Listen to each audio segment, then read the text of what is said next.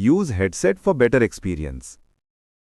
भगवद गीता अध्याय 17 श्रद्धा त्रय विभाग योग। कुरुक्षेत्र का मैदान अब भी शांत है। अर्जुन ये समझ चुका है कि दैवी और आसुरी प्रवृत्तियां कैसे जीवन की दिशा तय करती हैं। लेकिन उसके मन में अब एक और गहरा प्रश्न उठता है। वो कृष्ण से पूछता है, कृष्ण, कुछ लोग शास्त्रों को पूरी तरह नहीं जानते फिर भी श्रद्धा रखते हैं। वे पूजा भी करते हैं, दान भी करते हैं, तप भी करते हैं। तो क्या उनकी श्रद्धा सही मानी जाएगी? ये प्रश्न बहुत साधारण लगता है, लेकिन इसके भीतर मानव जीवन की सबसे सूक्ष्म परत छुपी है। कृष्ण अर्जुन की ओर देखते हैं। अब उनका स्वर स्पष्ट और निर्णायक है। वे कहते हैं, अर्जुन, हर मनुष्य की श्रद्धा उसके स्वभाव के अनुसार होती है, और वो स्वभाव 3 गुणों से बनता है। कृष्ण समझाते हैं कि श्रद्धा भी सत्व, रजस और तमस तीनों प्रकार की होती है। वे कहते हैं, जिसकी श्रद्धा सत्व से जुड़ी होती है वो शुद्ध भाव से ईश्वर की ओर बढ़ता है।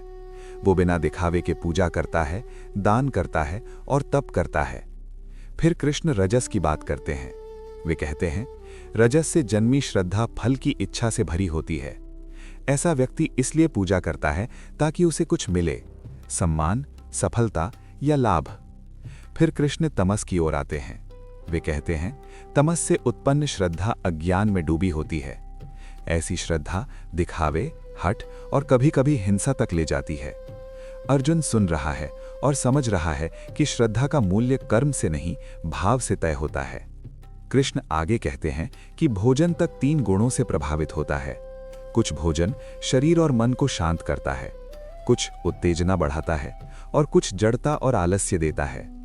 फिर कृष्ण तप, दान और पूजा तीनों की बात करते हैं। वे बताते हैं कि जब ये सब बिना अहंकार, बिना दिखावे और बिना अपेक्षा के किया जाए तो वो सत्व में होता है, और जब वही कर्म नाम, लाभ या डर से किए जाएं तो वे रजस और तमस में गिर जाते हैं। अंत में कृष्ण एक बहुत महत्वपूर्ण बात कहते हैं। वे कहते हैं, अर्जुन, बिना श्रद्धा के किया गया कर्म अधूरा होता है। वो न इस लोक में फल देता है न परलोक में। अर्जुन अब समझने लगा है, श्रद्धा केवल क्या किया जा रहा है ये नहीं है। श्रद्धा ये है किस भाव से किया जा रहा है। यहीं समाप्त होता है भगवद गीता का 17वां अध्याय श्रद्धा त्रय विभाग योग।